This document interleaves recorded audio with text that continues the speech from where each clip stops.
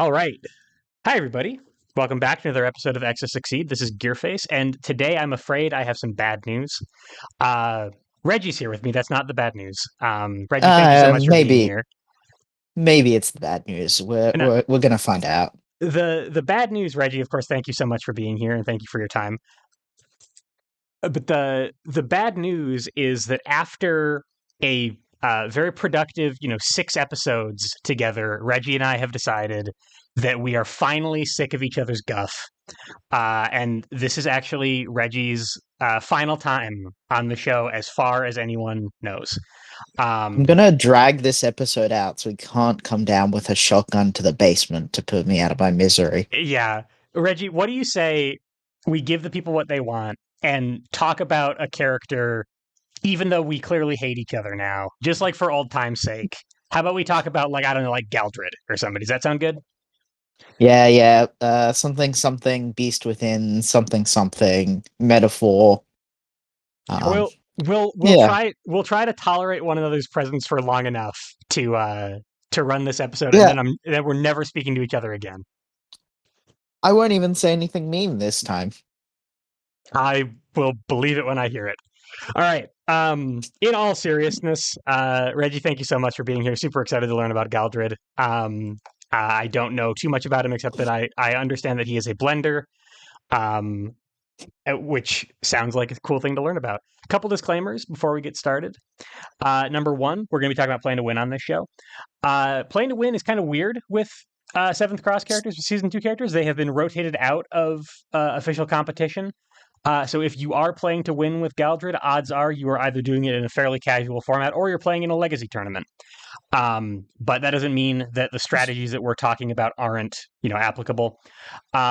If this is not the way that you want to play Exceed, please don't play this way. If the lines of play that we're describing aren't fun, please don't play them. Play the ones that you do find fun. You will have more fun doing it that way. Um, Number two, we tend to be pretty prescriptive about strategy on this show. With Seventh Cross characters in particular, they were in competitive rotation for a very long time, and the meta for them is quite deep and quite defined. Even They were then, really popular too. Yeah. yeah, they were popular and people really figured them out. So there probably are going to be some times where Reggie says, like, you will always do this, and he'll say it with like a full stop period at the end of it. Even with that period at the end of it, take it with a grain of salt. Exceed's not a solved game, even Seventh Cross. I definitely don't know everything. Reggie even does not know everything. These are the rules to his strategy with Galdred. They don't have to be the rules to yours. Um, Play in the way that you think is best, and maybe we'll learn something from you. Uh, but yeah, other than that, Reggie, tell me a little bit about Galdred. The floor is mine. Okay, so Galdred is the my seventh cross character of choice. He's a very interesting character in that if he gets everything to go off his way, he will always win.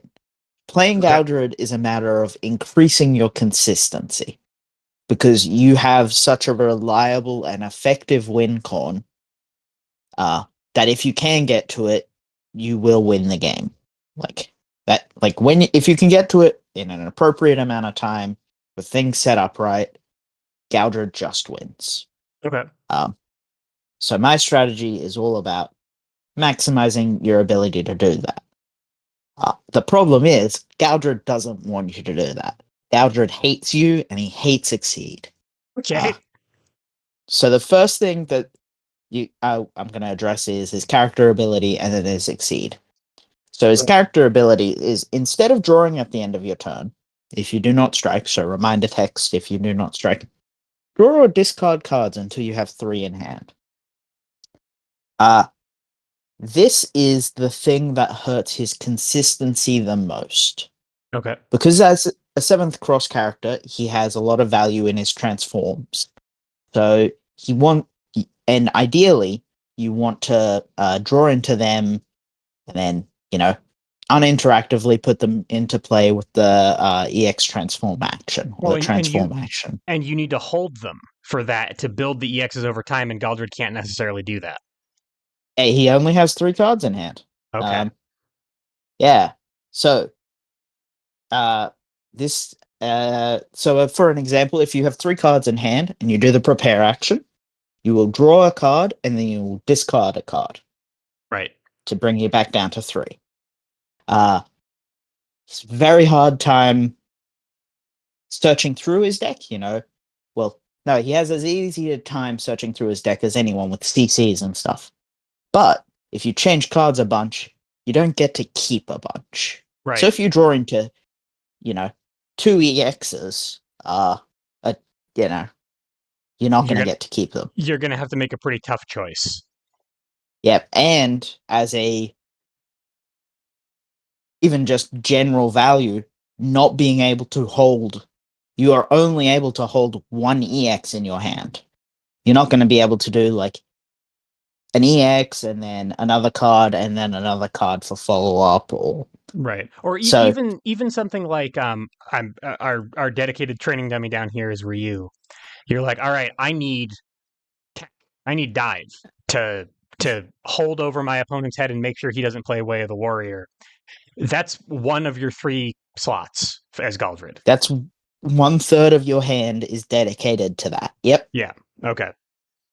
Uh it's a bit now on the other hand though, if you have 0 cards in hand, or you end your turn with 0 cards in hand, say we're at range 5 from Ryu, and I'm like, I don't want to be here. That's a bad place to be. Because Hadoken. So I Right. spend my 3 force and I move in. I end my turn. I check my hand and I draw up to 3. Okay. So so it can be a recovery option, but that's like worst case. It is a good thing. In every other case, it is a limitation. Okay. Uh, Does he have any ability to draw cards while he's striking? Is there any way around this limitation, or is it really just like you are pretty much never going to have more than 3 cards in your hand? Not on front side. Okay. Uh, he has like everything that he has that involves cards is either discards, like opponent must discard on this. He's got a both players must discard their hands. Right. Um, or it has both players draw or discard until they have 3 in hand. So So even those are all, that won't get him above his 3 card limit anyway. no, yeah. So even if you're over your 3 card limit, you don't like it punishes you if you've Right. managed that somehow. Right. You know, the opponent's given you some draw from an effect or whatever. So you're very rarely going to be over 3 cards on your front side. Okay. Okay. The only time it normally happens is your first turn of the game. Uh either either as player 1 with 5 or player 2 with 6. If you're player 1, uh if you don't strike, you're gonna have to discard down to 3. So uh a strong first term for Galdred would be like an EX transform, because that you spend 2 cards, so you're down to 3, so you don't have to discard anything, and you've got an EX transform. You've got a transform in play. Right. Okay. Yeah. Okay. His exceed cost is 6, and as a 7th cross character, it's reduced by 2 for every transform. And you really do want to get as many of his transforms in play as possible. So once you exceed, for however much you pay, somewhere between either 0, 2, 4, or 6, you become the beast within. Uh, so you have a printed attack, so you can use this in any strike. If you initiate, you defend, whatever. It's an attack that is 1 to 2, 6 power, 6 speed, has -1 power and -1 speed for each card in your hand, and add the bottom card of your discard pile to your gauge. And when you exceed, you strike. Um, yeah, it's a printed attack. It's a resource you're always going to have available to you once you're in exceed mode. You can just do this. It's like wild swinging, but you can guarantee the card, and you know the card is pretty much ultra quality. Yeah, that's a good attack. Yeah, yeah, 1 to 2, 6, 6. Most of the time it's going to be 1 to 2 6 6. Sometimes it's 1 to 2 6 7. Um, yeah, very good card. And normally you're going to try and end the game by this is the blender you mentioned earlier. Yeah. You end the game by just slamming this into the opponent when you're either ahead on life or they're out of sweeps and focuses, and you're just going to keep pummeling into them. Right, because this is a guaranteed wild swing, but also when you're striking and you go, okay, I'm striking, I use this. Your opponent is Yep. like, all right, I know what that is. I can see it. It's on Yeah. the board right now. Focus. Focus again. Oh, Yep. I'm out. I don't have any more. He still has this card. Yes. Okay. Yep. It is a card that, it's when it is played, it is always played face up because there it is. Right. So your opponent, if you're initiating, your opponent knows you're playing the beast with it. Right. The good news is with its stat line, it's a hard thing to beat outright. There's, Right. DPs, but we will find out later. Galdred has ways around those. There's slows that trade with it, but it's 6 power, so it's probably trading even or better with most slows. Right. It's a very, very promising stat line. And the Mhm. -1 power, -1 speed for each card in your hand, I'm assuming that you are going to be doing the best you can to make that never be a consideration and just always hit Yeah, 6 and 6. yeah. The goal is to just strike every turn, and Okay. if you strike every turn, you don't draw. Right. And that sounds like, oh, the opponent can move and then it won't work. Galdred has ways around that too. Right. He's a That, freaky little man. that's what these transforms are probably for. And so Yep. on Exceed side, unlike front side, you no longer have this limitation of drawing or discarding until you have 3 in hand, but you're still not going to be building a big hand as Galdred. Yeah. Yeah. You Okay. are incentivized to not. Okay. But yeah, that's an ultra. Um, like and that is your win con. It's an Okay. ultra that costs you nothing, and you just mash it until the opponent dies. This is what Um, we're gunning for, supported by the transforms. yeah, Okay. yeah, absolutely. Um, yeah, and it's not particularly complicated. You look at it and you go, okay, that's what it does. So I'm gonna just move on to the attacks now. Yes, We'll please do. go start with the specials left to right. So your first special is a 1 to 3 2 5 hit. You may transform a card from your hand. So it's on curve, doesn't hit very hard, but the utility of this is it transforms the transform on this card and any other one in your hand. Right. So that's incredibly reliable because it's on curve. So the odds of you hitting it are pretty good, and then you can put one of your less reliable transforms into play. Right. And you might not want to like I know from having talked to some or read some stuff about Galdred before, I know for example that faster than the eye is like a really important transform. If my opponent has a cross up, I might be really afraid to Yep. play that, but I might be okay to Yeah. play this because if I whiff this, oh well. But if Yeah. I hit it, I It's get this anyway. yeah. It's like I don't want to risk this other card, and this is pretty reliable. The transform on this is also pretty good, but you it's pretty reliable in and of itself. And Galdred does have other ways that don't involve striking to transform a card. But Right. yeah, And so from what you were saying earlier, because he doesn't have his very much access to the EX transform function, you're going to be crutching on these pretty hard. yeah, Okay. if you get lucky and you get EX transforms, fantastic. But it's a lot harder to guarantee than on other characters. Sure. You can't just sit back and prepare and hope to draw into them. You're Right. only drawing one card a turn, and you're at best filtering. Right. Um, And the you have transform, you yep, have more transforms than card slots in your hand to be going for. If you're trying to EX violent transgression, you're also not trying to EX explosive cocktail because you don't have room for both. yep, Okay. absolutely. So you've got the transform on this is secret formula. You may play boosts from your gauge as though they were in your hand. When you do, add the top card of your deck to your gauge. So Galdred's exceed side, you are no longer punished for not having cards in your hand. One of the punishments Oh, that you can't boost if you don't have cards in your hand. okay. But So if they ear- end up in your gauge, earlier in the you can. game, I hit with these two or something, and Yep, now I have them, and I even maintain gauge while I use them. yep. They Okay. put the top card of your deck into your gauge. Also, like it doesn't even have to be earlier in the game because of Galdred's hit effect, the Beast Within's hit effect. Add the bottom card of your discard pile to your gauge. So it could be something that's you played very early and Okay. it's gone to discard, and now you've got it. Now you've been able to put it into your gauge, and now you can go with this transform. Oh, yeah, I'll boost that. Okay.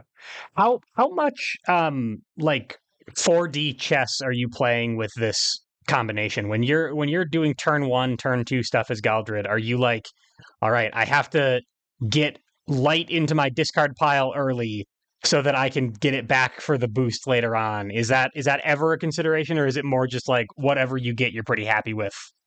Whatever you get, because you can use it. Like you can use it as force for things that cost force. There's Mhm. specifically very important transform in his kit that costs a force. So you may want to have the extra force for that. So it it at worst provides force for that. Okay. So there's no like ideally you get good things off it. You boost light turn one to Right. have it, and then light ends up in your discard. But and your Galdred, your early turns you're probably going to end up discarding anyway because of your character ability. True. So Okay. So you have some amount of control about what ends up at the bottom of your discard pile anyway, then. yeah, like if you turn one, but if you boost something turn one, that Right. is not going to be the bottom card of your discard. So Right. Right. Um, yeah, when we're playing with secret formula, does this have is this useful on front side as well, or is this really something that is for when you transform and you need something to come from your hand? I'm sorry, to come um, from your gauge. it's always better. It is better in exceed mode, but having access to functional recursion is never bad. Sure, Hit with focus and then being able to play reading. It's that sounds pretty good. pretty That's nice. that Yeah. sounds pretty good to me. Yeah. Okay. Yeah, like that's never going to be something you should be mad about. Right. And Um, and then I'm sorry to keep pestering you with questions, yeah, but yeah, no, as we are as we're in Beast Within mode at the end of the game here, given that I'm a blender, it seems like if I am boosting from my gauge, I'm not being a blender. And that seems like it's less cool for me than just mashing into my opponent over and over again. So when I have secret formula, would I prefer to never be using it and just actually just be striking if I can? And this is what I use to play neutral if my opponent makes me play neutral. that's a very good question. So I'm I'm gonna skip ahead to one of these other transforms over here. Instinctive response. After Ah, resolving an action that does not cause a strike, if you have no cards in hand, you may strike. Ah, they've thought of this. Okay, so y- yep, fierce is now a powerful blow or something. Light is now preemptive strike. Like, Yep. You okay, have to that's have no cards in hand, but but you want to be having no cards in hand anyway. yeah, Okay, that's exactly. that's crazy. I can see why when I'm starting to see why if everything you have, if Galdred gets Lines everything up. he wants, he just wins. Yeah. You Okay, want three transforms. Um, and you particularly want this next one on this next attack. okay, So violent transgression, 2 to 3, 4, 5, ignore armor, and it hit if you have one or fewer cards in hand, gain advantage. okay, Um, that's not the easiest condition to fulfill, but at worst, it's on curve with a good transform, and it's 4 power, ignoring armor. sure. Like that stat line's not terrible, and if you get the advantage, it's actually a very good card. But what you really want is faster than the eye. When you set your attack, you may spend 1 force. If you do, your attack has +1 speed. In Exceed mode, this can read, you may spend 1 force and get +2 speed, because if you spend a card from your hand, you lose that negative speed, Ah, and you gain a bonus speed. right. Okay. But So you would max out at 7, but it could take you from 5 to 7. yeah, Okay. and 1 to 2, 6, 7 means you handle a lot of DPs. Yep. Uh, yeah, so it's a very, very useful transform. Even before that, just the ability to add +1 speed before you exceed is super useful. Right. Um, yeah, it's a very important transform, So just for the consistency of Beast Within. on front side, I'm on kind of a. It seems like I'm on kind of a forced budget anyway because I'm not going to have much. But on the other hand, I'm almost always going to be getting it back if I ever take a downturn. So can I? Is faster than I more affordable than it looks on front side? Yeah, you functionally have infinite resources on front side. Right. Infinite in air quotes. Yeah. Infinite in small bursts. Like, you will never have 0 resources, but you will but you will never have more than 3 or Okay. 4 if you have ultras. But Right. yeah. Okay. So, so but he doesn't have a ton of costs. So it doesn't matter as much. So most of my force Um is gonna be going towards faster than the eye as I need it. yeah. Okay. Yeah. Move action sometimes, particularly in Exceed mode. Um because if the Oh, opponent, I have runs lightning. away. I have lightning reflexes too. I can move and then strike. Yep. Yeah. Okay. Yeah. He's it gets even better with the next transform. Okay. You're noticing a theme about His Galdred? seems like his transforms are pretty good. In particular, like each individual transform is solid, but they're not outstanding. But the way they compound with each other, I think, does a lot for him. Okay. So and you want that's why you want as many of these as you can because you're getting advantages that stack on top of each other. Yeah. I should specify with faster than the eye, it's when you set your attack, so you can do it on defense as well. Okay. Which means on front side, it has particular value of like defensive response to a thing. Right. You can kind of turn a lot of things into a DP or something. Yeah. Yeah. Okay. So the third attack is his fireball, air quotes, explosive cocktail, 3 to 6, 6/3 with 5 guard. So it's a mid-speed fireball with like a decent bit of guard. Uh, hit the opponent must discard a card at random. Already pretty decent on a 6 power attack. Yep. Uh, that's faster than sweep. Uh, but it has after close 3 on it. So you hit the opponent and then you close 3. So really, it's just sort of like you've played a longer range sweep. Um, Right. With a range shadow. Like yeah, sweep you can't assault underneath sweep. And this you yeah, can. And you might be really worried about hitting this for its transform too. but this catches cross, which sweep does not. Okay. Um, yeah, so after close 3, and this has hidden strength on it. I think this is the least meaningful of his transforms, but it's still very useful. Okay. Uh, you may generate force by spending 1 life for 1 force. This doesn't say, when you generate force, you may generate 1 force by spending 1 life. This is, if I need to spend 5 force, I can spend 5 life. Right. Okay. So at minimum, that's faster than the eye whenever I want it, even if I don't have force in hand or engage rather. But if I do need to chase my opponent all the way across the arena and then kill them, I could burn my through my entire life to do that. Yeah, and if you have no cards in hand and you have instinctive response in play, uh, you can do that big move and strike. Right. Yeah, it's a. I can see like it doesn't do anything that your cards don't already allow you to do. Like it's an alternate way of generating force, but sometimes that's a thing you might need. Right. Okay. That's why I consider it sort of the least impactful of his transforms. Boosting from gauge, the ability to boost speed, the ability to do anything and then strike are all things that you don't normally have. Right. So those are probably going to be more relevant most of the time than Yeah, than generating force from life. Okay. yeah, And also this seems like it's a little bit more inconsistent to hit with, so that might actually be kind of a good thing. Like the two that we've talked about yeah, so far are both your on curve transforms, and those are two really good ones.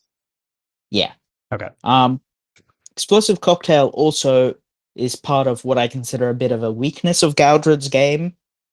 Weakness is a strong word, but uh, if he's attacking at range, so specifically like range 4, he's coming in.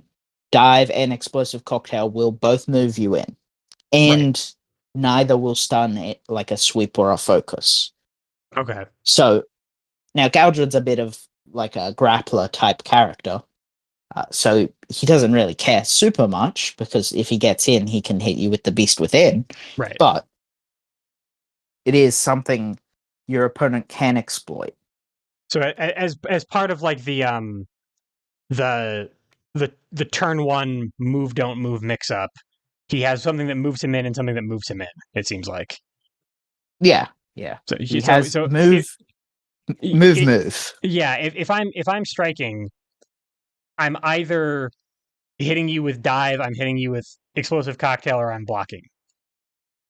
Or you're trying to bait the opponent to move in. Yeah.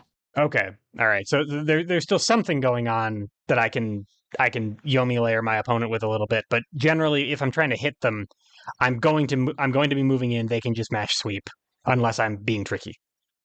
Yeah. Or they Okay. could just play like assault.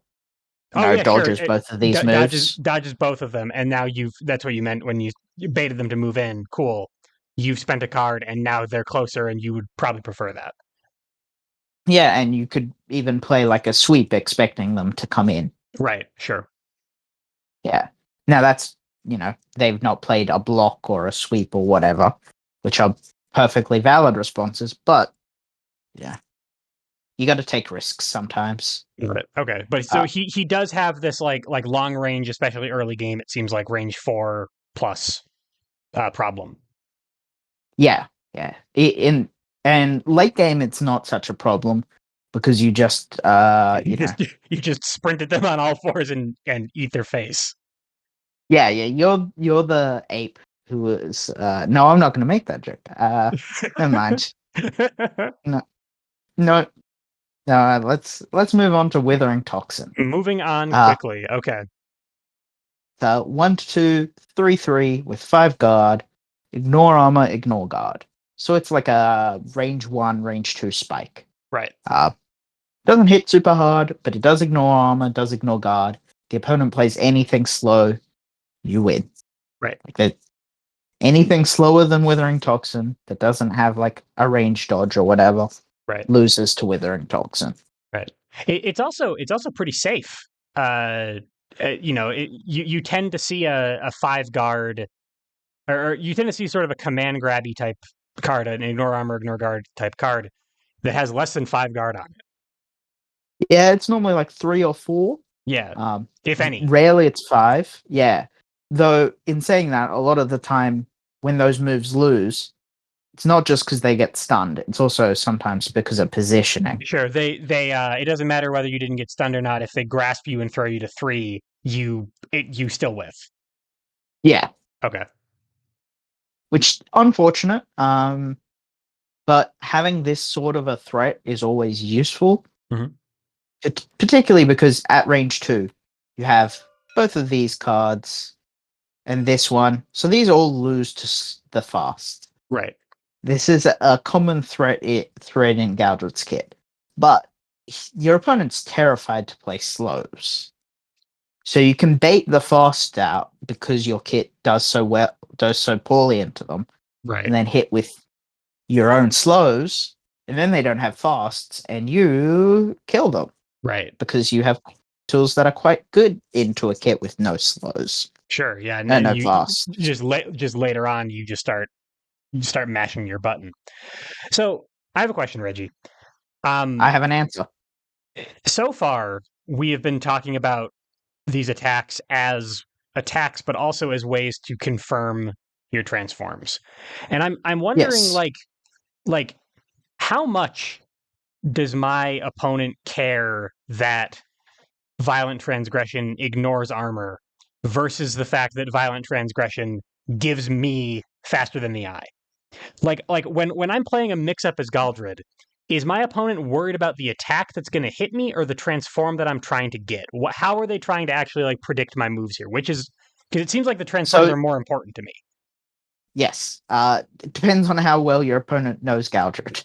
Okay, Um, fair.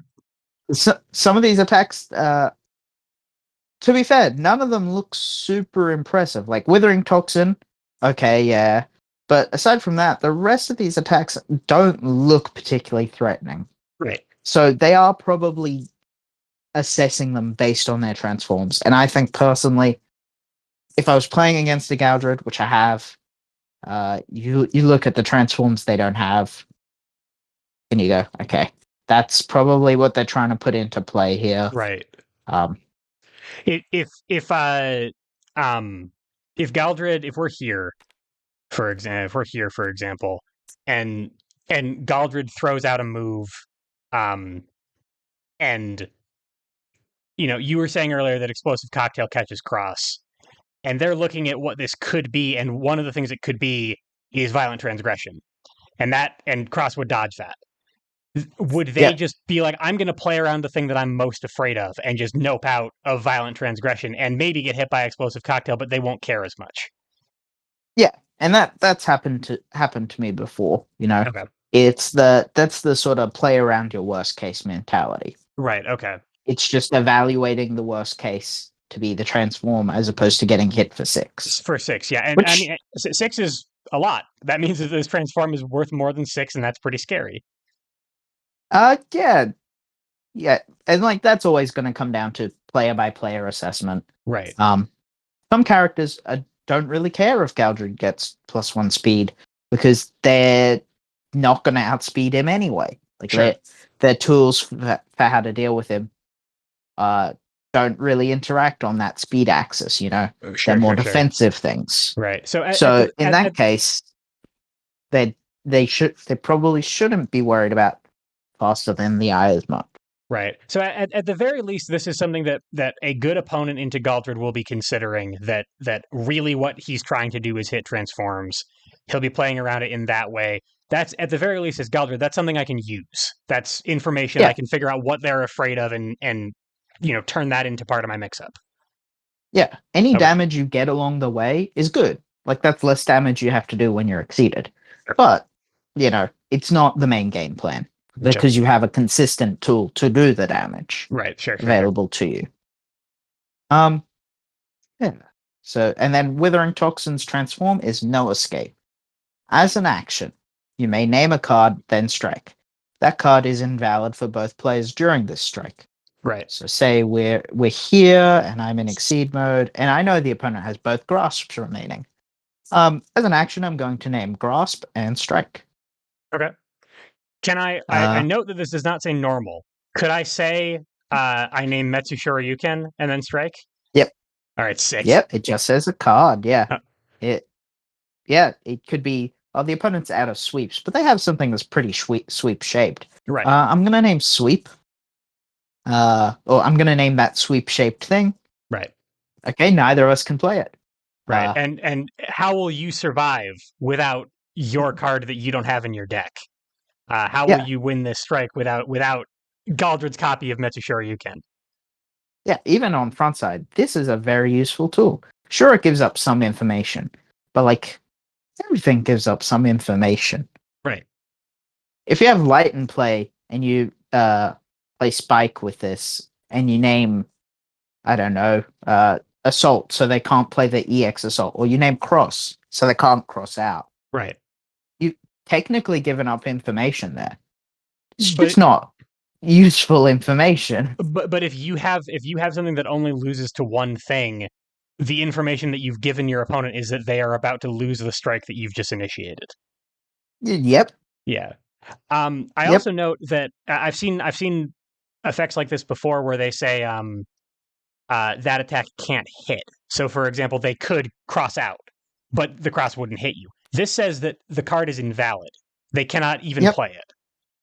No, that's not true. They can play it. It will just then be discarded and wild swing.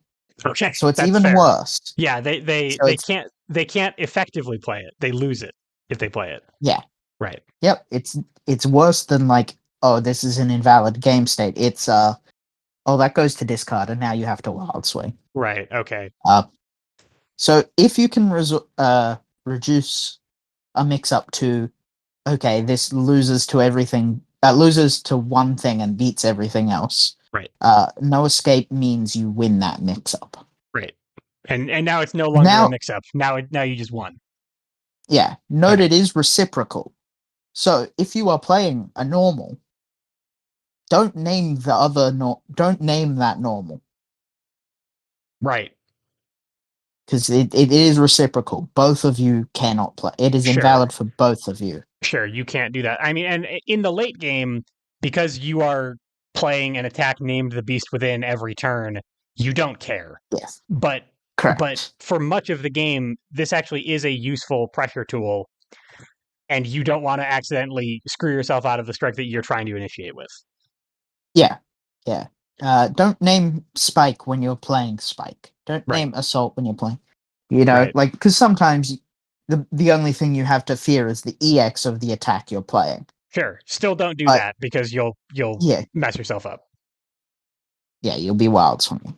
Sure. Okay. And now on to yeah. So I consider that basically f- four of his transforms are incredible, and then one is pretty good. Okay. Like no escape, instinctive response, faster than the eye, and secret formula are all really good. Some of them vary. Their strengths vary matchup to matchup. Like if your opponent only has one tool that can reliably handle the beast within, Right. no escape's better. If the opponent doesn't care about speed so much, you know, they have a lot of slow guardy things, well, then faster than the eye has less value. Right. So, but you're always going to find value in secret formula and instinctive response. Right. Though there is the other part of faster than the eye, where it is a way for you to get a card out of your hand, which means Galdred, you know, has one more power and one more speed Oh, on top of okay. the effect. So you are using it as a force sink rather than the effect itself. Sometimes you're saying, well, I currently have a card in my hand and I don't want that card in my hand because I want Beast Within. Yeah, Interesting. and Okay. in particular, if you don't have an instinctive response, that can matter a lot because a lot of the time, you know, if you could just boost it and then strike with instinct with the effect of instinctive response, Right. that's better. But Right. you Right. know, if it's not something you can abuse like that, you know, maybe it's I don't know, maybe it's one of your specials. You know, one a copy of your specials. Right. You can't get rid of them like that. Right. So that's a way for you to ascend because then it turns faster than the eye from +1 speed to essentially like a better swift, Yeah. better light even because it's a way for you to saying sculpt your hand is funny when it means get rid of your hand, but it is hand sculpting. It's Sure. achieving the Yeah. hand shape you want. It's very aggressive hand sculpting. There's not a lot of rock left when you're done chipping away at it. Yeah. And then we're on to the last attack Galdred has. Yeah. Eviscerate. 1 to 2 range, 5 power, 0 speed, 2 armor, 5 guard. Opponents cannot move you, and hit. Both players draw or discard cards until they have 3 in hand. So this, if you're at range 1, this can be incredibly consistent. It's 7 defenses. You cannot be moved. So in a lot of scenarios, if the opponent doesn't play cross, you just get to hit them with a 7 delta attack. Right. And if they have more than 3 cards in hand, you force them down to 3 cards. And this hit effect will very rarely hurt you because I mean you'll never have more than 3 cards in hand unless you somehow do this turn 1. But or I guess if your opponent runs into you and then you do it turn 1 or something. But it will almost like it will frequently hurt them. They Yes. won't. They don't have that restriction. That's bad for them. Yeah, unless they're, empty hand wild swinging into it or whatever. Right. Most of the time, this is just going to be, discard 1 or 2 cards. Now, it's not at random, but it's, a very consistent way to land this attack, which has a good transform on it. That has so the the transform you're most likely aiming to hit with Blood Frenzy will either be a Violent Transgression, because you don't want to risk playing it, because you Right. think it's really important in the matchup, Right. or you're trying to hit Withering Toxin, Okay. because it's a mid-speed shape. It's easy to get out. Well, easier to get out of the way of. Yeah, that's one that's more likely to, lose a mix-up. Right. Sure. Are those Um, are those also the two that I am most likely, if I could build for an EX transform, that's what I would be going for? yeah, because, the other ones, either that or Blood Frenzy. Blood Frenzy is actually quite a good transform. Secret Formula, depending on the matchup, can be devastating, Right. but normally you'd want the Secret Formula is at its best when you have instinctive response in play. Right. Okay. Whereas No Escape and Faster Than the Eye sort of stand alone. Their Right. value on their own is quite high. Okay. But yeah, That'll so make sense. that's his suite of specials. They're all mediocre to decent. Like they're not Yeah. nothing to write home about, but they're The not rubbish. these are attacks, right? Yeah, And the thing that has been most interesting about these attacks so far that you said is that this one lets you transform something, yeah, and yeah, that's what we care about. But with all this stuff, by the end of the game, like if we have this, yeah. we can. Let me just check here. Strike after doing anything from anywhere. Uh, that strike can be made safer by getting rid of a response from Incorrect. the opponent. Oh, that's an action. That's an Incorrect. action. Okay, you can't do both. Yes. Okay, So you can't do a boost and then do a no do no escape escape. strike. Okay, but so Unfortunately. right. But we could uh boost from gauge, have no cards in hands, instinctive response strike. That Yep. strike could then have faster than the eye put on top of it. Um, By uh, spending a life instead of a instead force. of a force, yeah, we can play around with that. But the things that are going to most consistently matter seem like it's going to be these three. In terms of our like crazy action compression stuff, like the Galdred turn where I'm like, all right, I'm over here. I sprint all the way over to you and hit you at uh and hit you for beast within damage. That combo is coming from instinctive response, Specifically, instinctive yeah, response, and hidden strength. yeah. Okay, yeah. All right. So those two give you that. Faster than the eye gives you speed fixing to make this positioning requirement easier to hit, and also just make it harder to stop. Secret formula is light or fierce anytime you want. Anytime Or, you want into a strike. yep, parry into a strike. Yep. Run into a strike, attack into a strike. Probably not Uh, backstep into a strike. yeah. No, I was gonna say backstep, and then I thought about it, and I was like, no, reading into a strike, which is just reading, but it's Reading, reading from gauge. but cooler.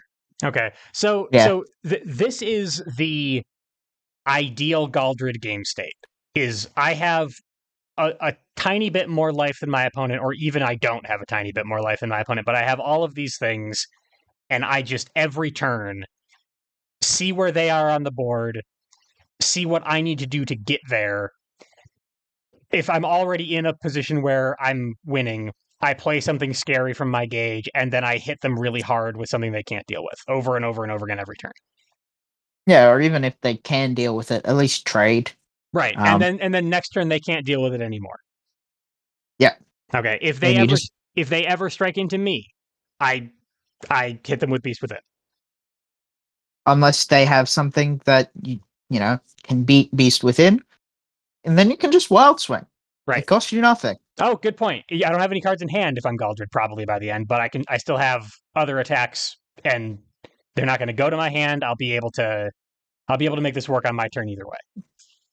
Yeah, like it's not the end of the world to Okay. Wild Swing. And if your How opponent's smart, they're not striking into you with something that loses to Beast Within. Sure, cuz yeah, I can they have eyes. They can see that this is the card that I'm going to be playing. Um Yeah. Yep. okay. So, and after we talk about the ultras and their boosts and stuff, I want to revisit some of those questions about the end game state here. But if we want to move on to the ultras, let's go Absolutely. for it. All right. So first is 2 gauge Ultra Hydra Helix, 1 to 3 2 6. So above curve, doesn't hit very hard. As the hit effect, both players discard their hands, gain advantage. Okay. Um. So for Galdred, this reads there is no cost to this. Your opponent has 7 cards in hand, laugh at them. Right. Um, it's above curve, which he doesn't have in his kit. None of his specials. So you know how we were talking earlier about the range 3, this sort of positioning or whatever, and the Right. opponent They're wants afraid of to violent cross out. transgression. They cross out. Sure. Yeah, Hydra Helix reads, no, they don't. Also, Yeah. they have no cards in hand. And it's my You turn also again. you also discard all cards in your hand, to be Right. fair. So Right. it's not perfect. But you get the next turn and you're Galdred, so whatever action you do, as long as you don't strike, you end up with a full hand of cards. Right. So because your front side ability it specifically is does not work after a strike because that's not when hand size is checked. So you would not regain your hand immediately after playing Hydra Helix, but you would at the end of the next turn if you didn't strike again. Yeah, Okay. yeah, absolutely. Yeah. So what would you do with that turn? I guess if you had Secret Formula in play, you could boost from Gauge. Otherwise, or Yep. move or something from Gauge, but otherwise you don't have a hand to do much with, and if you prep, you're not actually taking much of a turn. So do you kind of need that in order to make that advantage valuable? Yeah.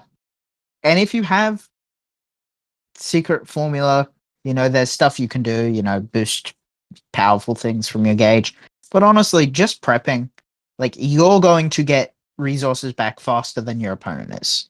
Unless Right. they spend force to from their gauge to build up To their hand. to CC back, right? But if I prep though, that is I will end the turn after I prep with the same number of cards than I did when I if I didn't prep, right? Yeah.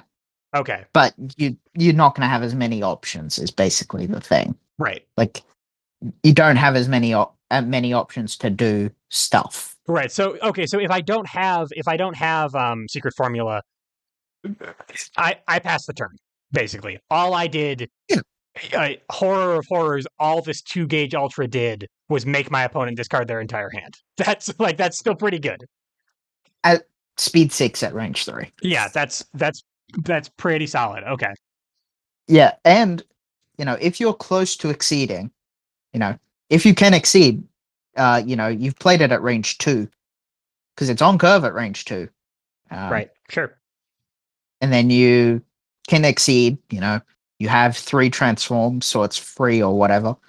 Then you exceed and strike when your opponent has no cards in hand.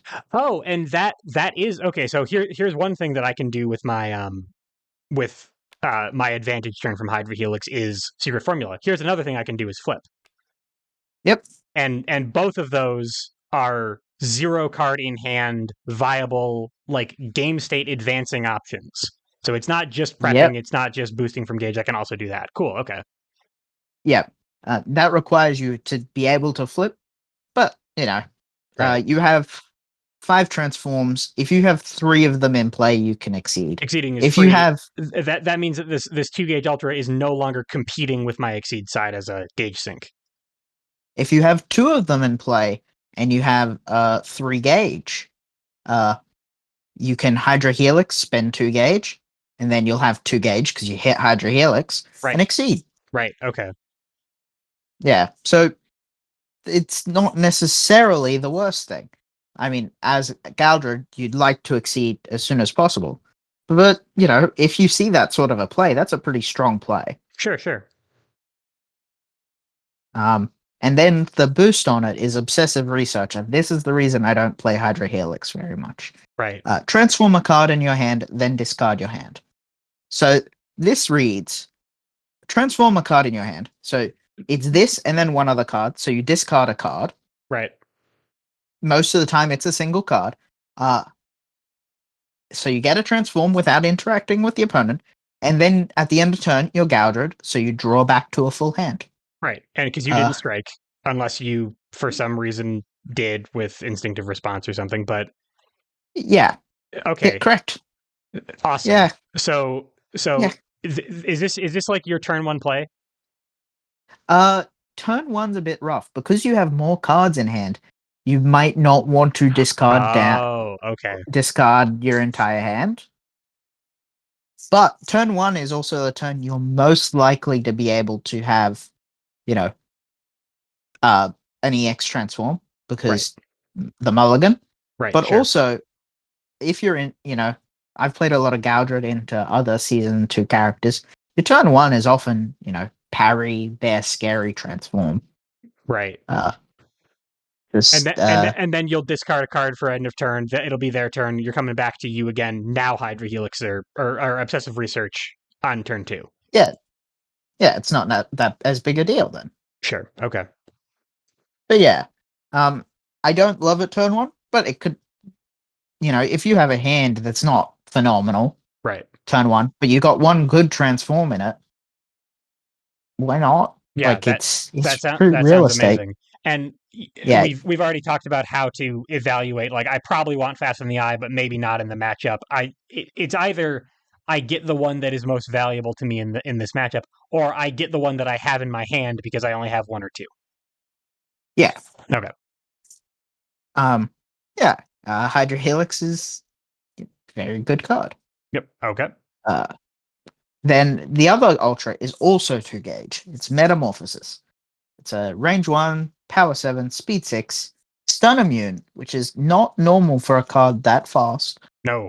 Hit, activate the opponent's Exceed mode without spending their gauge. This is a highly variable effect. Yeah. In the meta he was printed in, that's not always a good thing. Because they are setup based. Yeah. If you don't have the right transforms or whatever, that's not a good thing. Yeah, if I'm fighting, I don't know, if I'm fighting most Street Fighter characters, or I'm fighting like, I don't know, the majority of characters who don't have funky Exceed mode timings and stuff. Even Ryu doesn't care that much about his Exceed, but it's like, cool, now I get this for free. Yeah. That's not good. But if you're fighting a Seventh Cross character who, or a Blaze Blue character whose overdrive or their Exceed mode is like needs to be timed well, you can mess them up. So the funny thing with all but Arakune in season 5 is you hit them with this, their next turn starts, they discard a card from their overdrive, which doesn't exist, do the overdrive effect, and then they flip back immediately. So against them, this is just a 1/7/6 with stun immune. Oh, Um, wait, hold on, because when they exceed their gauge, which you are not interacting with Metamorphosis, goes to their overdrive. yep, they're So not spending gauge to. they have 0 cards in overdrive. They just flip back immediately. Well, they do their overdrive effect and then Right flip back. on their turn. That's actually quite funny. All right, so this is, but also like even if you are giving your opponent the exceed mode, what the idea is, I guess, that even against those opponents, 1/7/6 might be worthwhile because that's a big stat line. Yeah, if it kills someone, it kills someone. Right. Okay. There's one character in the game I think this can just kill. Tinker. Yeah. Yeah. Yeah. With the way Tinker's ability works, yeah. It's very strange. But otherwise, yeah, Metamorphosis is a 1/7/6. Like, it's not. It's a decent stat line, but it's not anything outstanding, but it's also 2 gauge. You Right. throw this as an EX, it's a 187. Which is At a 2 gauge ultra, that's quite a bit better than Metsushoryuken, as long as you're okay with letting your opponent exceed. yeah, and Okay. it's stun immune. The few times that comes up, Right. um, yeah. I also don't play this one very much because the boost on it is inhuman speed. Move 2, then take another action. Okay. Um, Galdred can do a lot if you let him take another action, particularly in Exceed mode. Yeah. Okay, so we're like here.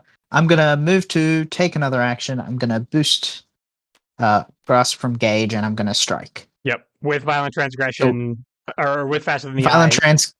the whole Yeah, thing. yeah, yeah. Secret formula into instinctive response into faster than the eye.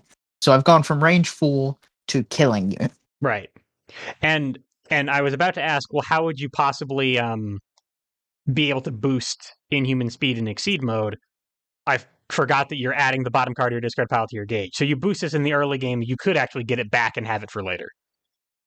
Yep. You could also just have it in your hand, like you wild swing on defense and you get a focus and you draw a You card. draw a card, Okay. sure. Okay.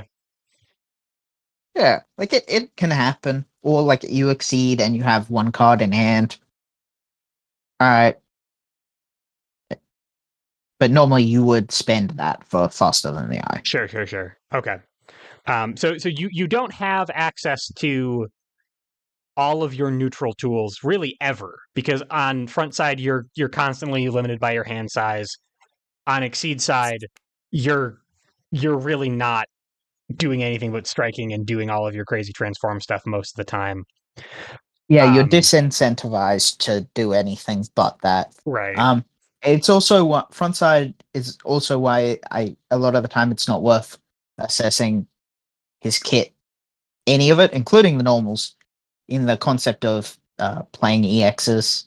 Right. You're not probably not You're probably going not to be getting the doing that. right. Okay. Yeah, you're playing roulette to get them. Right.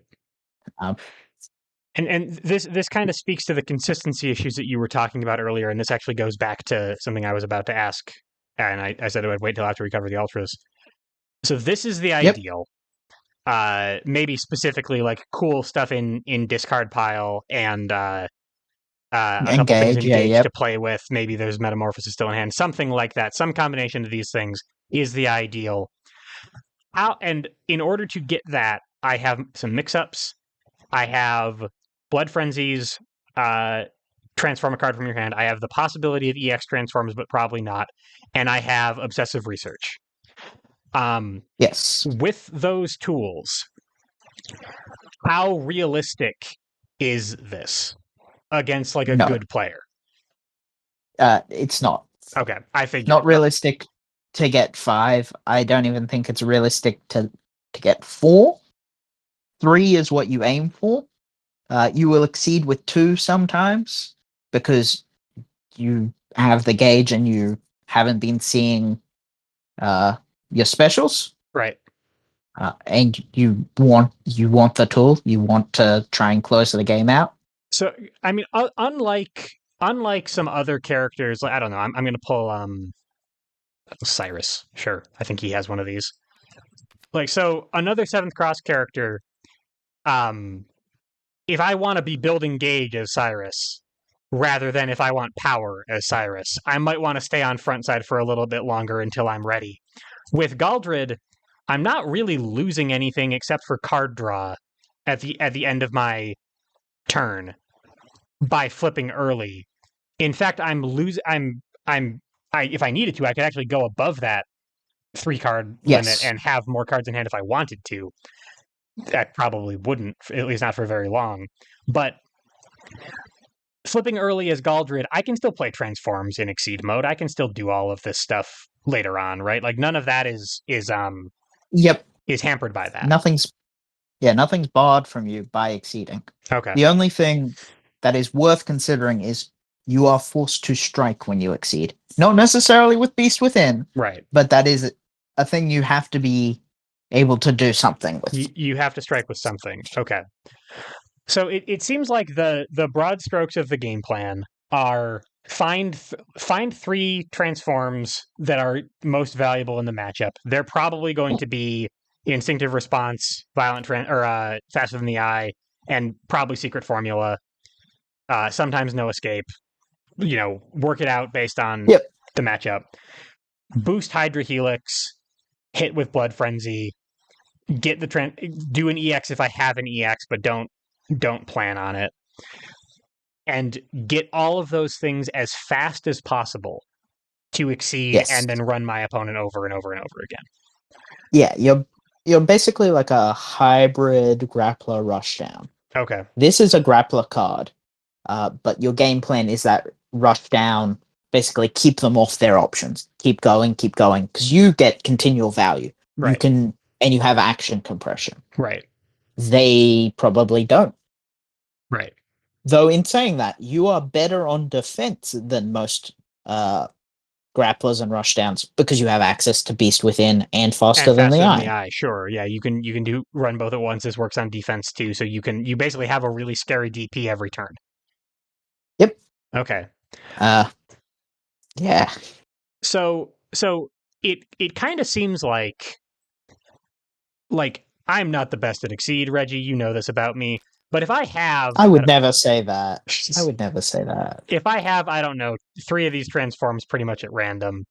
Um, if I have these three things and my opponent is a little bit behind me, it does not take a lot of skill to figure out how to make this into a one game. Once I've exceeded in my game state, or like when my game plan is running, once I've flipped this final trigger, I probably just win, and it doesn't really require that much on my part to do it. It seems like the skill of Galdred is getting to this point. Yeah, and also making sure your opponent, like, you have a pretty sturdy engine. Like, you are typically able to move and do things and strike and whatever.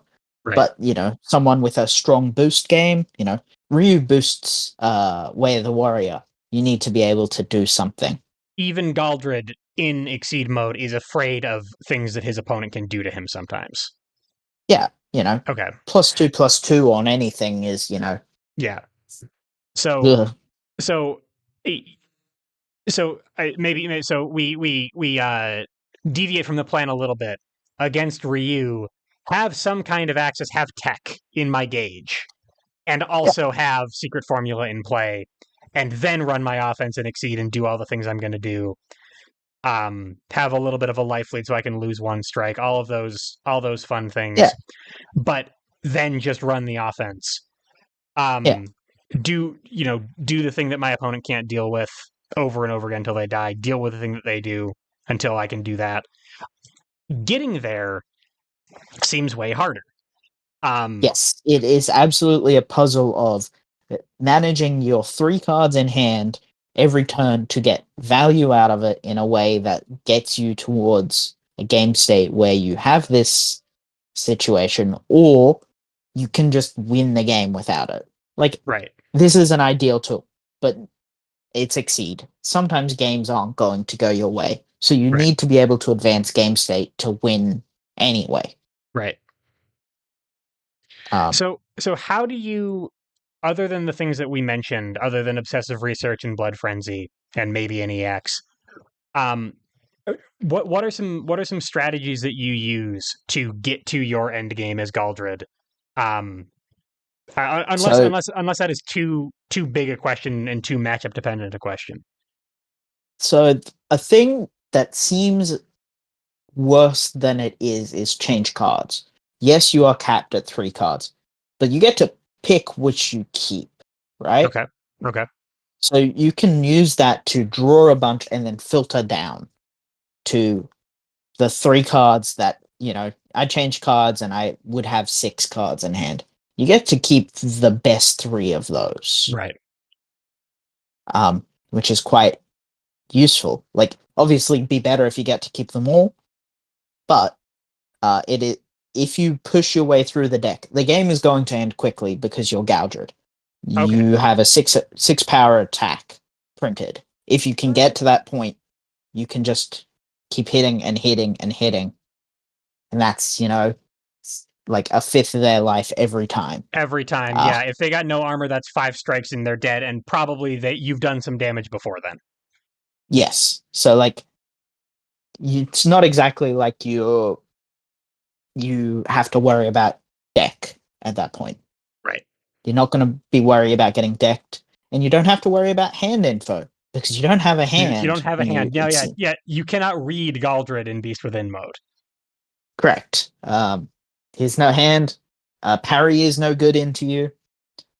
Uh, which is good. Like some of the really strong control tools in Exceed, like that, they don't do anything to him. Right. Um, Scramble works into Galdred because he's forced to wild swing. But he doesn't really care. Like yeah, he'd rather play Beast Within, but like that's one strike off. And Like maybe he nabs a transform out of it that he didn't already have. yeah, yeah, or maybe he wins the strike. Like It could happen. that's the I have yeah lost enough strikes to a scramble that I know that scramble can backfire. So I'm changing cards a lot on front side to find things that will advance my game state. That could be neutral tools. That could be just things that let me knock my opponent's life down a little bit. But it's probably going to be transforms. some way to get transforms. Yeah.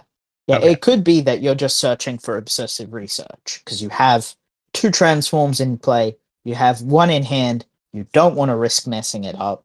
Yeah. Um, so you're searching for your Hydra Helix to just like surefire put it into play. Okay, that makes sense. And the other element of control that I have, you've mentioned a couple times now, on turn one is the time that I will have the most access to my hand, the most access to my EX transforms is mulligan. Yep. Am I mulliganing for a prescribed specific thing every time, or am I mulliganing based on the matchup? And is it mostly just a transform that I'm looking for? So what I like to mulligan for an EX transform, and what I normally do is I look at what I get when I draw my first hand, either my first 5 or 6 cards. Look at it and I go, well, what specials did I get in here? I got two Okay. specials. I'll mulligan the rest, and the odds of me drawing into the other copies are decent then. Okay. And if one of the transforms is hidden strength, which you don't value as highly, are you pitching that one back as well to up your odds of getting the one that you do want? If I only have if hidden strength is the only special in my hand, I'm not going to pitch it back. Okay.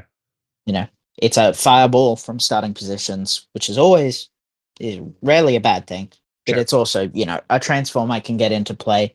And the value on this is good. Like this with block is phenomenal.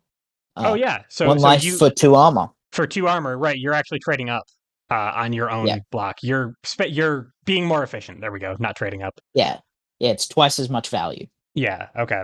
But if you are fighting between this, if your opening hand is like I don't know, like block, assault, spike, violent transgression, explosive cocktail, are you pitching Yeah, everything except for violent transgression most of the time?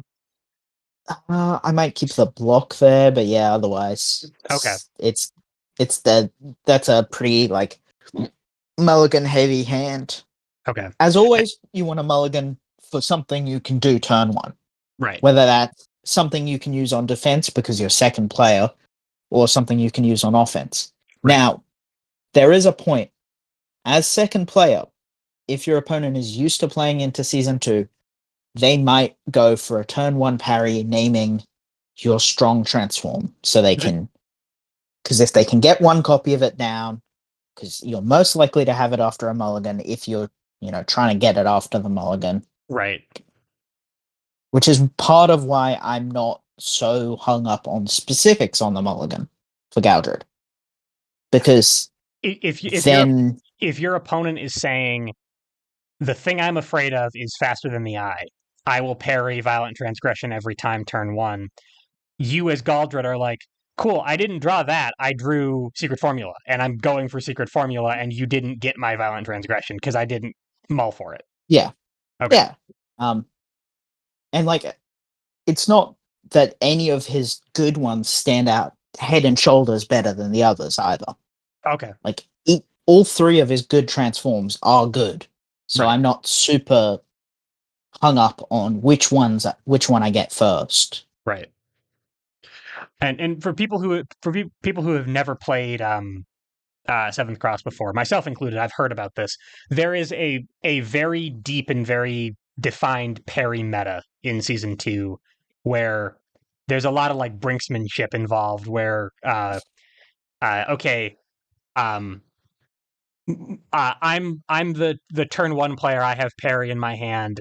My opponent probably is afraid of that, so he threw away his best transform. So I would waste my parry, and then he's going to get it back later.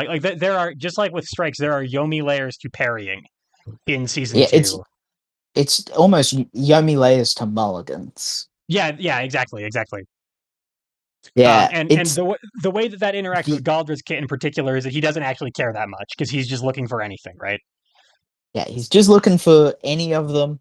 And his ability to get stuff is pretty good because he can just dump a whole hand. Right. Yeah. Um, you can't run away from Galdred because he will just spend, even on front side, he's got a hand, you're three away. He just goes, well, like you're a decent bit away. He just goes, all right, I'll spend my hand, Right. and I have And a full hand again. draw it back again. Yeah, so you actually so you in terms of like neutral like footsies, you got it. You got resources. You can keep on doing that stuff as long as you're not getting rid of anything incredibly important. Um, Yeah, in that terms is of honestly more of the cost than like the actual singular cost. right, right, yeah, you're getting rid of useful things. Um, in terms of like we have not. I mean, it, he does not seem like a breakpoint character outside of Beast Within. Like looking at Yeah, no, eviscerate with +2 power does not beat sweep any better because it goes second, right? Like yeah, it's too low speed. Is he not getting a lot of value out of stat boost outside of normals interactions on front side? yeah, not really. Speed is good for him because it means violent transgression and blood frenzy are more likely to land. So you can Um, confirm your transforms, but really everything is about his transforms. You're not trying to make these yeah, attacks better. You're trying to make the transforms more consistent. yeah, yeah, basically. Okay, I got you. Yeah, like uh, +2 power on a ignore armor attack, pretty useful. That's Right, 6 damage ignoring armor, right, but it's not the end of the world if that doesn't happen. Like if you don't boost power onto it, it's the end of the world if you don't hit it. You should cry. right. That feels bad. Yeah, that's what you don't want. But yeah, a lot of the time he isn't super concerned. But in saying that, if he has instinctive response in play, uh, you know, boost and strike is good. Uh, Sure. Yeah, action compression and strike. as long as he can find a way to get to 0 cards in hand, which is a little. It seems like a little bit more difficult uh, without the ability to. I mean, on front side, your plan, or on back side, you're planning to never have him in hand in the first place. Yeah, Doing instinctive response stuff on front side, is that a little bit trickier?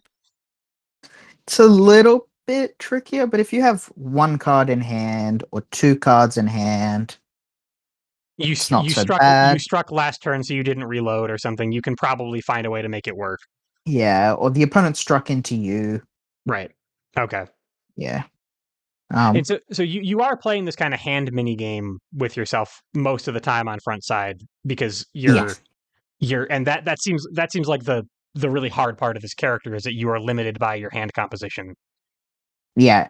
It's extremely limited. It's 3 cards. Uh. It's hard to change what those cards are without doing like a change cards action. Right. If you do prepare, you only change 1 card.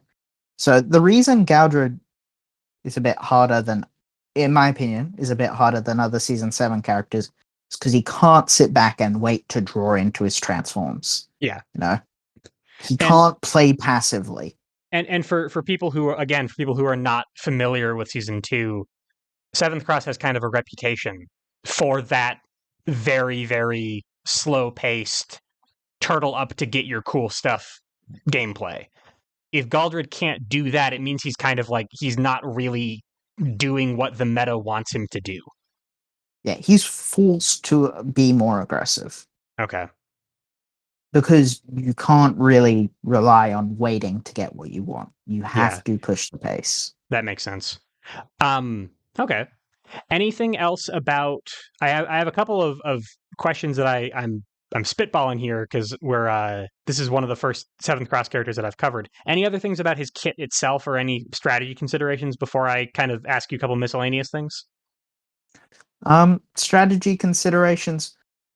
End of the game. You are striking with this, like every turn. Um, be aware that you could, like, if you aren't in the lead, you could be trading even every strike. You know, Yep. focus, focus, sweep, sweep, and that's a bunch of damage you've also taken. Right. You are faster, but if you're down on life, it's very easy for you to just die. Right. So be careful of that. Use that's part of the ability, the advantage of no escape. You know, cut off those cards that let the opponent trade even. Okay. Um, be wary of cards that are faster, like he has speed sensitive. If they are able to be faster than 6 or 7, Beast Within will lose the strike. It has no defenses. Right. And it's definitely like, I mean, it here's a character who has one of those things at range 1. Watch out for Bang's 9 speed DP. Watch out for when they put light down. Like there's definitely counterplay to this, Yeah, but it's specific. yeah. Be aware of yeah. You're probably not hitting breakpoints because Beast Within 6 power. The only way you're making it more power is if you secret formula or grasp into play or something like that. You're Right. hitting for 8. But aside from that, you are probably trading with the Beast Within. Um, so the two ways the opponent will play against the Beast Within is try to be really fast and stun it, or try to be really defensive and trade with it. Right. That'll probably vary character by character rather than matchup to matchup. Right. You But know, but they like but flipping doesn't mean that you've already won the game. You do still need to close out their life. yes, Okay. And um, and they're kind of racing you down at that point because you're if they're trading with you, you can just die. yes, Okay. and you're the one pushing the pace. The opponent will probably not strike on their turn when you've exceeded, unless they're in a pretty advantageous position. Right. Um, it's on you to push the pace there. Right. Okay. Just in general, as Galdred, it's on you to push the pace. Yeah. The opponent will. One of I'm sorry to interrupt, but one of the very first things No, you said in this lesson, Reggie, was you win by getting all of your stuff online fast, not getting all your stuff online. You do need to do this in a timely manner, and it's not because if you don't do it at all you'll die. It's because if you do it too late you'll also die. yep, correct. Okay. And other characters have probably stronger mid games than you. So you want to be at your end game when the opponent is in their mid game, sort of thing. Okay. You want to Okay. be, you want to be going just, and then hammer them away so they can't get to their end game because they are They're busy dealing eviscerated. with There, you. yeah, you've put them in the blender. Okay. Um, Gotcha. yeah, Galdred's a silly little guy. It seems like he's a silly little guy, Reggie.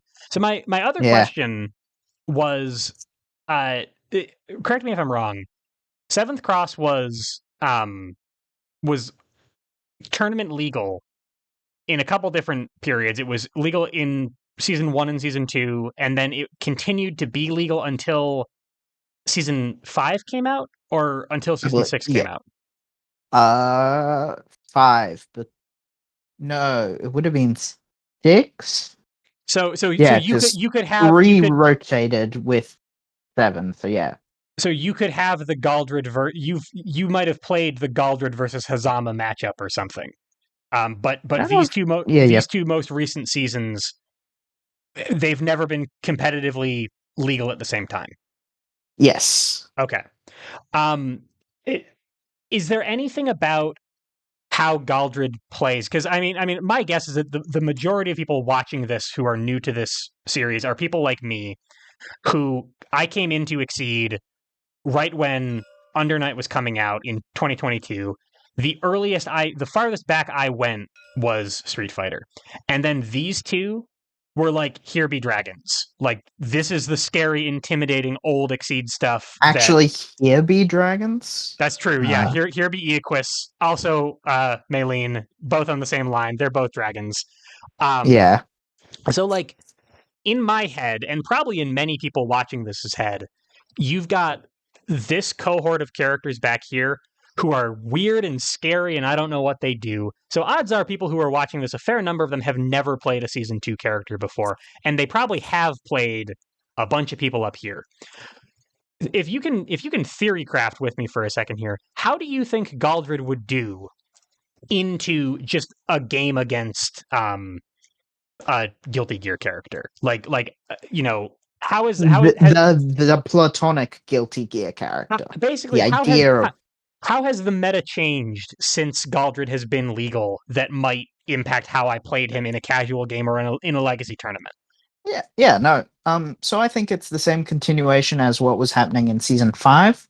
Um, Characters in 5 and 7 are both quite aggressive and fast. Mhm. You know, with overdrives and then with cancels are both things that, you know, do a thing, do a thing, do a thing, action compression. Yeah, But I don't think it actually matters to Galdred. Because Galdred is not a defensive character. right, He lacks the ability to have EXs reliably. His cards aren't stellar defensive tools. He's a character that wants to enforce game states on his turn. So in his, from his perspective, it's the same as always of uh, kill them. right. He's a he's a basically agnostic to the opponent. It's just a matter of work out what tools they're currently got, work out how you're going to beat them, and then put them in the blender. Okay, that hasn't changed, and maybe like other characters from his season who were more defensive, who were more reliant on a slow paced game. Maybe like the natural selection process has kind of made them given them a harder time. Galdred sounds like he would do just fine into some Guilty Gear characters.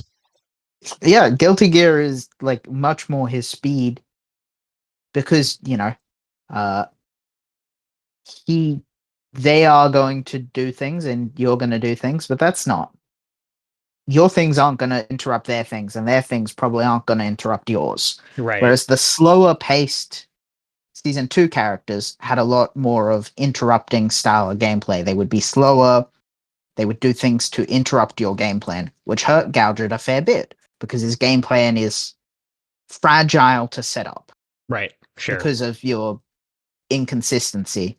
So when your opponent is able to do that, it's a much tougher time for him. right.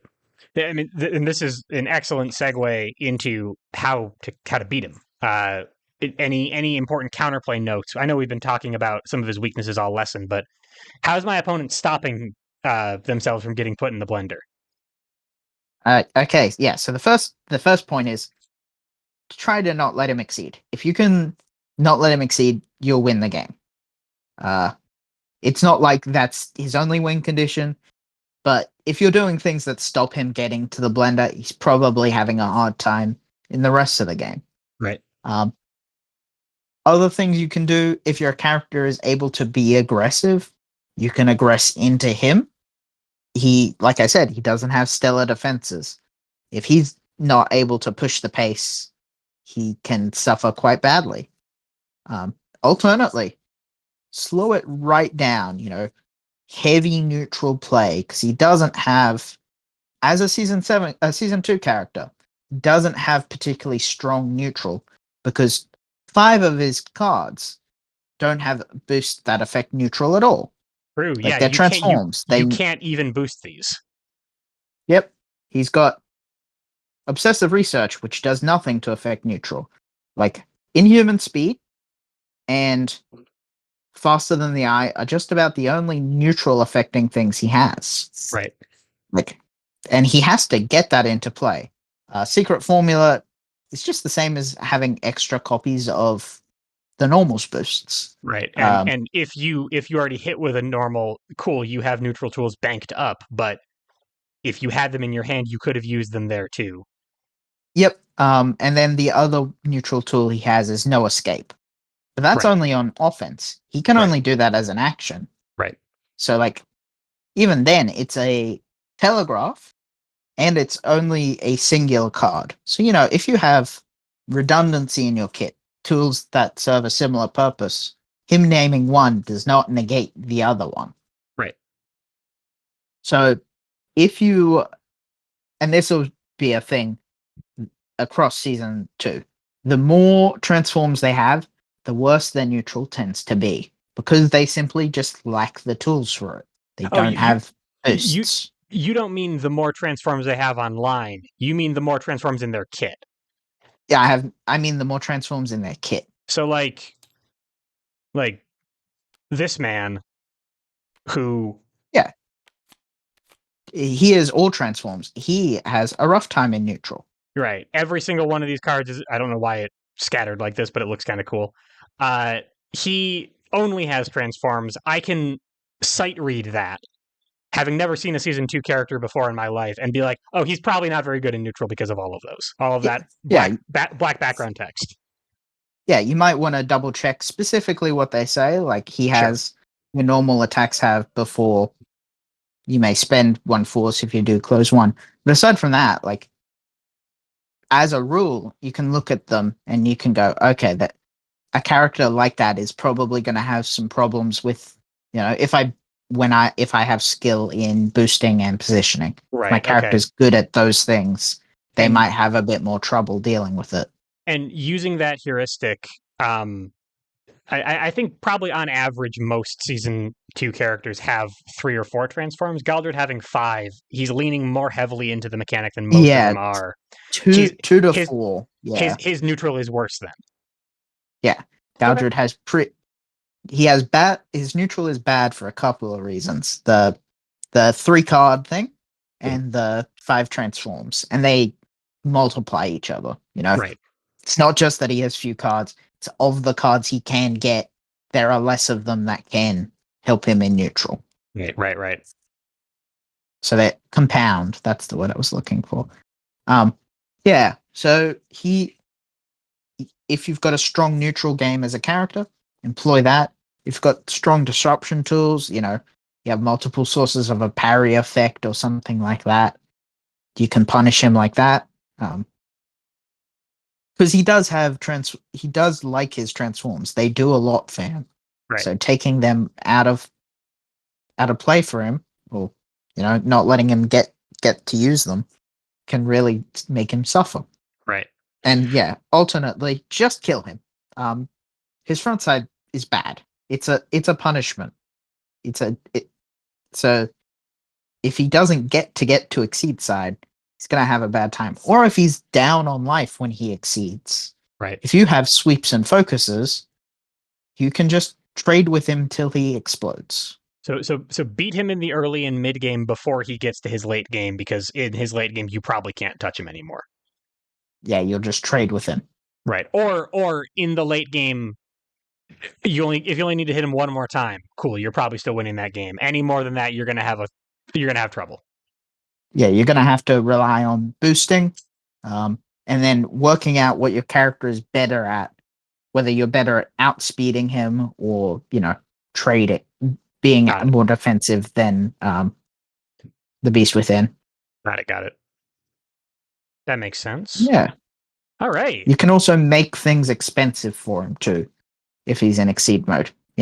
Even if he can spend life to move, you know, if you do, you're from here and then you boost assault to retreat 4. Right. That's 4 or 5 life. He's spending a lot to move in there. And that life expenditure can kill you, right? No, It you cannot spend. You cannot generate force to kill you. Then you generate force to deck yourself out by changing cards. Yes. Awesome. All right, that has to be the funniest way I've found to concede and exceed. Then that's very exciting. That you can do that. I will that will be my preferred way to give up in a Galdred game.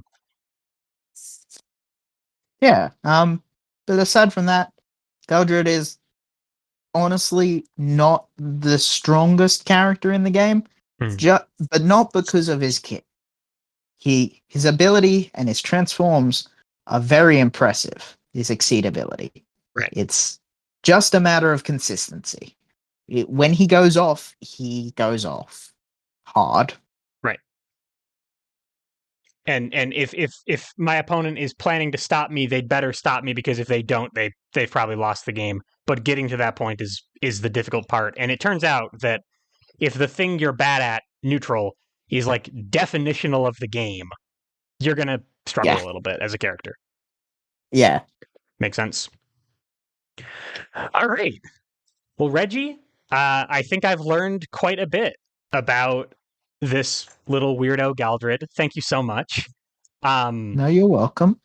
Always a pleasure talking to you. I wanted to give you the opportunity here. This is your last lesson, as far as we know, until you come back and fill in for another character that we don't have planned. Having already done Mole Knight, Fight, Platinum, Happy Chaos, Zato, Leo, and now Galdred. So this is your seventh lesson with me. Oh, Um, this has to be my last one. Seven's my favorite number. Perfect. All right, get off my show. Um, I'm so happy. Specifically, if I can be serious for a second, I know that we just make fun of each other all the time. You have been the person who has been most like willing to drop everything and just hop on a lesson with me. Uh, like the one that we're doing right now was planned yesterday. Uh, you have been incredibly available and incredibly willing to help out, and I really do appreciate that. And I wanted to give you a minute here at the end here to you have the floor to talk about whatever you want as your reward for your hard work, as a thank you for doing all this for me. All right. Okay. I'd thought about this entire lesson. He told me at the start, and he thought I was going to shit post, but no. What I'm actually going to do is heartfelt thanks to Gearface for doing this amazing concept. It's a lot of work, and he's doing it tirelessly. He's working a lot behind the scenes that you guys don't see. It's really impressive. I'm thankful to be part of it. Thankful that people think I know enough about Exceed to actually teach any of you anything.